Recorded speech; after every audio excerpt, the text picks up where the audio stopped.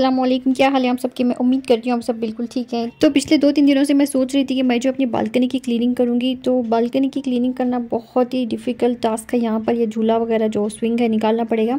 तो मैंने सोचा कि यहाँ पर जो मैंने वैक्यूम क्लीनर रखा हुआ है, तो उसी से मैं जो है यहाँ की सफाई करती हूँ फ़िलहाल। तो इस तरह से यहाँ पर इतनी धूल आ जाती है कि क्या बताऊँ। तो मैं जो है ये सारी चीज़ें यहाँ से हटाऊँगी, फिर मैं जो है अपना वैक्यूम क्लीनर निकालूँगी और उसी से मैं यहाँ की सबसे पहले सफाई करूँगी। और वैक्यूम क्लीनर जो है मुझे लिए हुए तकरीबन 2 महीने हो गए हैं शायद। तो रोज़ मैं जो इसका इस्तेमाल नहीं करती हूँ, वरना करंट की बिल जो है पता नहीं कितनी आ जाएगी फिर। तो ये मैंने जो है ब्रेकफास्ट के बाद किचन अपनी क्लीन कर दिया, कपड़े वगैरह भी मैंने सारे धोकर डाल दिए थे। तो सुबह के तकरीबन 9:30 या 10 बज रहे होंगे शायद। तो इस तरह से मैंने सुबह का अपना सारा काम मुकम्मल कर लिया था किचन का। अभी मुझे लंच वगैरह भी बनाना था, तो लंच मैं बाद में देखूंगी कि मुझे क्या बनाना है। वैसे मैंने ब्रेकफास्ट में सब्जियां वगैरह बनाई थी, तो वही मैं लंच के लिए रखूंगी और साथ ही मैं दाल चावल भी बनाऊंगी इंशाल्लाह। तो यहाँ पर ये दोनों देखिए क्या कर रहे हैं, मज़े से बैठकर अपना गेम की इंजॉय कर रहे हैं। अब वीकेंड में जो है इन्हें गेम खेलने के लिए मिलता है, तो बाकी दिनों में जो है इन्हें बिल्कुल भी कंप्यूटर खेलने की इजाज़त नहीं होती है। तो इस तरह से ये दोनों बैठे नहा धोकर इन्होंने जो है अपना सारा काम करके नाश्ता वगैरह करके ये यहाँ पर आकर बैठ गए हैं। तो इन्होंने ब्रेकफास्ट में सब्जियां नहीं खाई थी, सिर्फ चाय और रोटी खाई थी। तो इस तरह से मैंने जो है बेडशीट वगैरह सब कुछ जो चेंज कर दिए थे। तो कल ही मैंने चेंज किए थे, तो यहाँ की तो मैंने कल ही चेंज कर दिया था। तो अपने रूम की जो है मैं अभी चेंज करूँगी। और ये तो पर्दे हमेशा मैं धोकर वापस लगा देती हूँ फिर, क्योंकि यही पर्दे जो है यहाँ पर सबसे अच्छे लगते हैं इस रूम में। तो बच्चों के रूम में एकदम ब्राइट कलर और जो गंदे नहीं होते हैं वही चीज़ें अच्छे लगते हैं। तो इस तरह से मैं जो है धोकर दोबारा से वही आयरन करके लगा देती हूँ फिर। तो ये मेरा जो है सफाई का टाइम है। तो वीकेंड में जो है मैं कुछ लेट ही सफाई करती हूँ, क्योंकि बच्चे सब घर पे होते हैं, तो हम थोड़ा लेट भी उठते हैं और नमाज़ पढ़ के हम सो जाते हैं दोबारा से। और जब हम उठते हैं तो तकरीबन 8 या 8:30 बज ही जाते हैं। तो सारी चीज़ें लेट ही हो जाती हैं उस दिन। तो यहाँ पर मैं आ गई हूँ, तो इस दिन जो है मैं बहुत ही डीप क्लीनिंग करती हूँ जब सब लोग घर पे होते हैं। तो वैसे तो अल्हम्दुलिल्लाह मेरा घर क्लीन ही होता है, लेकिन कुछ चीज़ें हैं जो मुझे हमेशा परेशान करती रहती हैं। जैसे कि बेडशीट चेंज करना हो गया। तो जैसे ही 2 दिन हो जाते हैं मुझे जो है अपने रूम की बेडशीट ज़रूर चेंज करनी होती है, चाहे बच्चों की हो या चाहे अपनी हो। हफ्ते में तकरीबन 2 से 3 मरतबा मैं अपने कमरे की बेडशीट चेंज कर देती हूँ। तो बेडशीट ले जाकर सबसे पहले मैं वॉशिंग मशीन में लगाऊंगी, उसके बाद वो जो है धुलती रहेगी और मैं जो है अपना दूसरा काम करती रहूँगी। और जब तक मेरा दूसरा काम ख़त्म हो जाएगा तो ये बेडशीट भी धुलकर हो जाएगी। तो इस तरह से मैं जो है अपने काम को मैनेज करती हूँ। यानी एक मरतबा एक काम बिल्कुल भी नहीं करनी चाहिए, 2 से 3 काम तो एक साथ ज़रूर करने चाहिए। तो यहाँ पर ये जो चीज़ें मैंने निकाली थी, तो दोबारा से मैं उनको जो है जगह में रख रही हूँ। तो यहाँ पर इस तरह से मैं अपने क्रॉकरी जो होती है वो यहाँ पर इस तरह से समेट कर रखती हूँ। ये जो एप्रॉन है मैं आइकिया से लेके आई थी, बहुत दिनों के इसको लिए हुए, अभी तक मैंने इसका इस्तेमाल नहीं किया है। पता नहीं कभी कभार हम चीज़ें लेते हैं और भूल जाते हैं कहीं पर रखकर। ये इसी तरीके का हो गया था फिर यानी मैं इसे रख कर भूल गई थी। तो मैं यहाँ पर सोच रही हूँ कि मैं इसको निकाल कर इस्तेमाल कर ही लेती हूँ। तो इस तरह से मैंने जो इसकी नॉट बना दी है पीछे इसके, इतना लंबा। आइकिया के हर प्रोडक्ट्स मैंने देखा है इस तरह से लंबे लंबे से, पता नहीं क्या टैग लगे हुए होते हैं। तो वो जो है आप ज़रूर कट कर दें। तो मैंने जो है उसको अंदर किचन में ले जाके हैंग कर दिया है। तो ये बालकनी जो है मैं अब थोड़ा सा क्लीन करूँगी। तो सारी चीज़ें निकाल कर क्लीन करना मेरे लिए पॉसिबल नहीं है, बहुत ही बड़ा हेडेक वाला काम है। और मुझे अभी कुकिंग भी करनी थी, लंच भी बनाना था। तो मैंने सोचा कि मैं जो है वैक्यूम क्लीनर से इसकी डस्टिंग कर लेती हूँ, जो कि बहुत ही अच्छी तरीके से हो जाती है। वैसे आपको सारा चीज़ें हटाने की ज़रूरत भी नहीं है। अगर आपके पास वैक्यूम क्लीनर है तो इस तरह से बहुत अच्छी यहाँ की सफाई हो जाती है फिर। तो वैक्यूम क्लीनर लेकर बहुत ही हमें फ़ायदा हुआ है। लेकिन मुझे जो है रोज़ रोज़ इसका इस्तेमाल करने से मुझे बोरियत होती है और मुझे जो है झाड़ू ही अच्छी लगती है वैक्यूम क्लीनर यूज़ करने से अच्छा मुझे वही अच्छा लगता है, क्योंकि इसको जो है संभाल के लेके चलना होता है, यूज़ करना होता है। तो मैं जो इसको इस्तेमाल नहीं करती हूँ ज़्यादा, एक तो इस वजह से, दूसरा जो है पता नहीं कितनी बिल आ जाएगी इस वजह से भी। तो लेकिन सहूलत बड़ी हो जाती है, क्योंकि हमें कचरा ले लेकर घूमना पड़ता है जब हम झाड़ू लगाते हैं। तो लेकिन इस तरह से इससे क्या होता है कि सारा कचरा जो है इसके अंदर आते जाता है और बड़ी ही सहूलत हो जाती है। तो यहाँ पर जब भी वीकेंड आता है सारे बच्चों के बैग्स में खाली करके इनके सारे बुक्स मैं जो है लगा देती हूँ दोबारा से अच्छा करके, और बैग्स जो है मैं कबर्ड में रख देती हूँ। यानी कमरे में मुझे कोई चीज़ नहीं चाहिए, हर चीज़ मुझे जो एकदम साफ़ चाहिए, कहीं भी कोई चीज़ गिरी हुई नहीं होनी चाहिए घर पे। तो इस तरह की मेरी सफाई होती है हमेशा।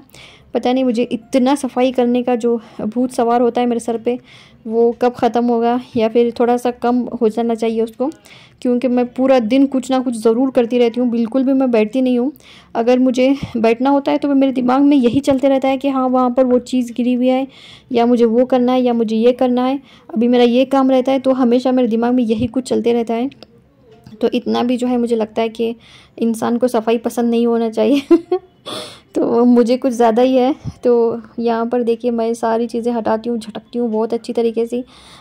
जैसे कि लोग डीप क्लीनिंग करते हैं उसी तरह की क्लीनिंग मेरी रोज़ चलती रहती है। तो सोच सकते हैं आप कि मुझे जो है कितना दीवानापन है अपने घर को लेकर, सफाई को लेकर, अपनी चीज़ों को लेकर, इसको सेट करने को लेकर। तो हर रोज़ डाइनिंग टेबल की इतनी अच्छी तरह से सफाई होती है, सारी चीज़ें हटाती हूँ मैं, सारी कुर्सियाँ, उसके जो भी चीज़ें, सारा टेबल हटा के मैं क्लीन करती हूँ। तो धूल भी यहाँ पर बहुत ही ज़्यादा आती है, तो मुझे वैसे कुछ फ़र्क नहीं पड़ता है, क्योंकि मैं धूल आए ना आए मैं तो हर रोज़ सफाई करती हूँ। क्योंकि पहले जब हम जहाँ पर रहते थे वो तो मैं नीचे रहती थी, यानी ग्राउंड फ्लोर पे मेरा घर हुआ करता था। तो वहाँ तो बिल्कुल धूल का नामो निशान नहीं था, तो मैं जो है तब भी इतना ही क्लीनिंग करती थी। तो ये है रात का टाइम। तो यहाँ पर मैं मज़े की जो है आज वाइट ग्रेवी बनाने वाली थी मटन की। तो उसके लिए मैंने सबसे पहले लिया है तेल, उसमें मैं जो है ये सारे खड़े गरम मसाले मैं डालूँगी, और सबसे पहले मैंने इसमें तेज़ पत्ता डाला था। तो ये जो खड़े गरम मसाले हैं, उसके बाद मैं जो है इसमें बड़ी इलायची, जायफल और थोड़ा सा जो है धनिया जो होता है साबित धनिया, वो मैंने इसमें डाला था। तो जब सब अच्छी तरह से भुन जाएंगे तो मैंने इसमें जो है प्याज डाली है।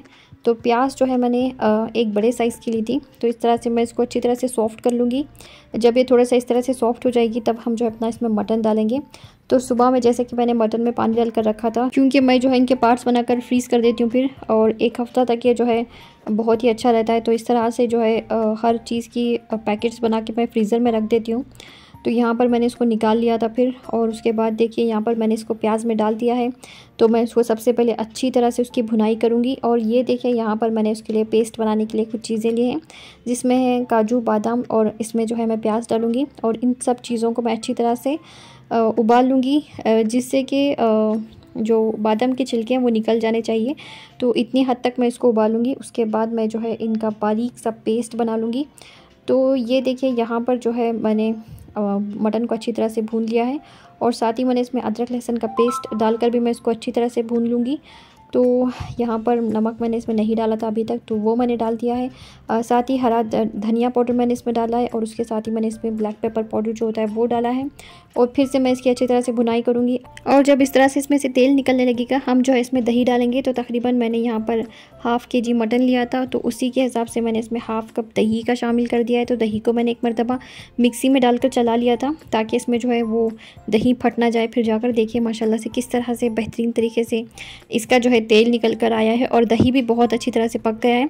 यहाँ पर मैंने गरम मसाला जो होता है वो मैंने डाला है ½ टीस्पून, और ये मैंने पानी डालकर इसमें अब इसकी मैं अच्छी तरह से सीटी लगा लूँगी। तो यहाँ पर मैं भूल गई थी कि मैंने इसमें हरी मिर्च का पेस्ट डाला ही नहीं, क्योंकि हरी मिर्चें मेरे पास थी नहीं। ये जो हमने बनाया है यहाँ पर, इसी में हमें हरी मिर्चें भी डालनी है, लेकिन मेरे पास फ़िलहाल थी नहीं। तो मैंने हरी मिर्च का पेस्ट जो होता है वो मैंने इसमें डाल दिया है।